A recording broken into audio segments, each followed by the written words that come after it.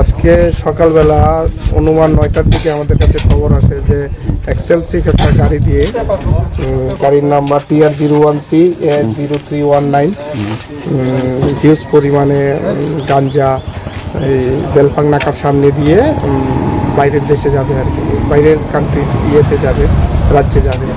এই অনুসারে আমরা আমাদের স্টাফকে এখানে আমরা শক্ত করি এবং ভেহিকেল চেকিং করতে থাকি।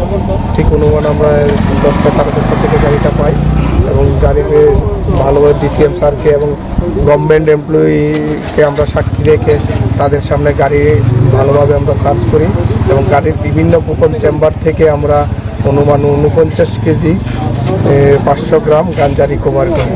এবং আপনারা দেখছেন গাড়ির কোন কোন চেম্বারে এইগুলি রয়েছে। সিএনজির যে গ্যাস সিলিন্ডার রয়েছে ওইটার ভিতরেও আমরা রিকভার করতে পেরেছি। তো এটা আমাদের একটা বড় সাকসেস, কারণ এর আগে এই প্রসেসে কোনো সময় আর গাঞ্জা পাচার হয় নাই এবং কেউ রিকভারি করতে পারেনি সিএনজি থেকে।